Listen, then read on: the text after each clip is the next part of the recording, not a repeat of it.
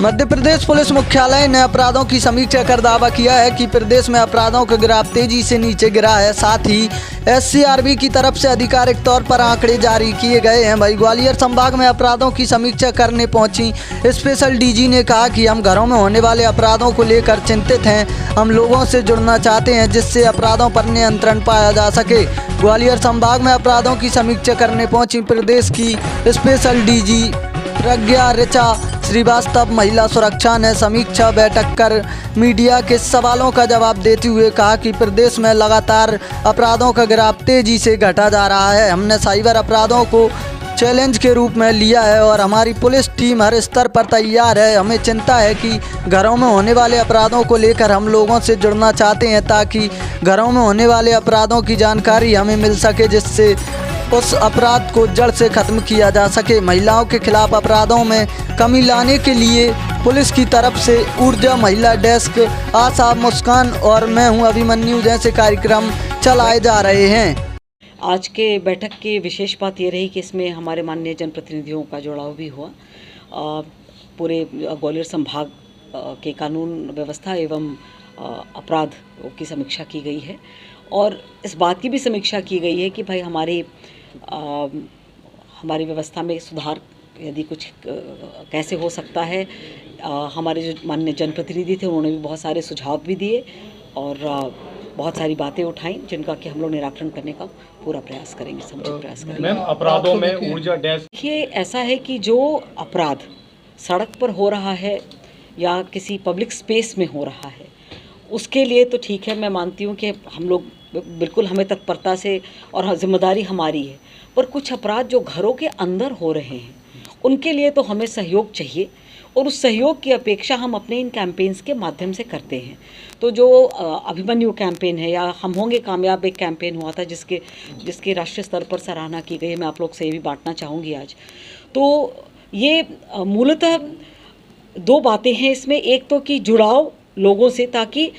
जब ये बात होती है कि अपराध बढ़ रहे हैं तो ऐसे किसी भी कैंपेन के बाद जब हम खुद कह रहे हैं बच्चियों से, महिलाओं से, घर के पुरुषों से कि अगर घर में कुछ ऐसा हो रहा है तो हमारे पास आइए, हमसे जुड़िए, हमें बताइए, तो ये बातें हम तक आती हैं तो जाहिर बात है कि वो एक एस्केलेशन होगा। दूसरा, जो विभिन्न विभाग हैं हमारे शासन के, जो हर एक कई सारे ऐसे कम से कम 8 विभाग हैं जो कहीं से जुड़े हुए हैं महिलाओं या बच्चों के उत्थान के लिए या उनके सशक्तिकरण के लिए, तो उनके कन्वर्जेंस का भी प्रयास होता है हमारे कैंपेन में कि सारे विभाग एक प्लेटफॉर्म पर आएँ। तो यदि कोई पीड़िता है या पीड़ित परिवार है तो उसे सारा सहयोग, जो अपेक्षित सहयोग है शासन से, वो एक स्थान पर ही मिल जाए। तो ये होता है और ये बहुत महत्वपूर्ण होते हैं हमारे कैंपेन। इसकी सफलता हम अपने डेटा से मापते हैं, तो ऐसा मुझे लगता है कि ये बहुत सफल अभियान है। जनप्रतिनिधियों की तरफ से कोई सुझाव, उसका श्रेय तो मैं आप लोगों को दूंगी यदि मीडिया का जुड़ाव नहीं हो। देखिए क्या होता है, जब अपराध घटित होते हैं तब तो बहुत फ्लैश किया जाता है, उससे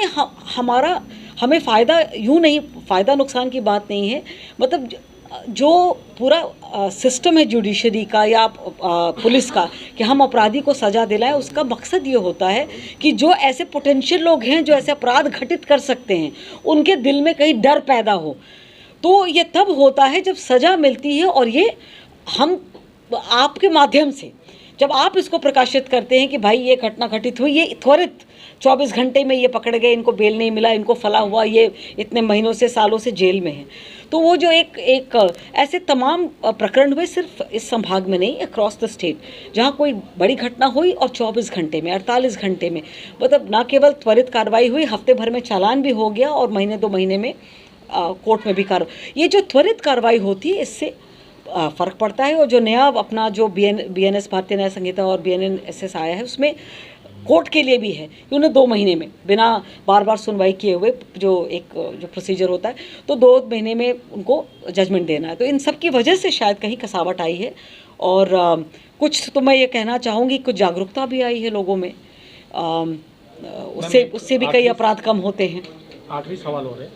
डिजिटल जिस तरह से क्राइम बढ़ रहा है, डिजिटल क्राइम जो बढ़ रहा है तेजी से, और ज़मीनी मामले जो तेज़ी से पुलिस थाने तक पहुंच रहे हैं, इसके लिए किस तरह के प्रयास आपके द्वारा? नहीं, देखिए लगातार इनफैक्ट जो डिजिटल क्राइम और साइबर क्राइम ये लगभग तो इसके जागरूकता कैंपेन लगातार चल रहे हैं। मेरे ख्याल से आप लोग के माध्यम से भी और ज़मीनी लेवल पर भी कैंप्स लगाए जा करके बताए जा रहे हैं कि किस तरीके से बचना है। ये बड़ा चुनौतीपूर्ण काम है क्योंकि एक तरफ तो हम फ़ायदेमंद है डिजिटाइजेशन सभी के लिए, और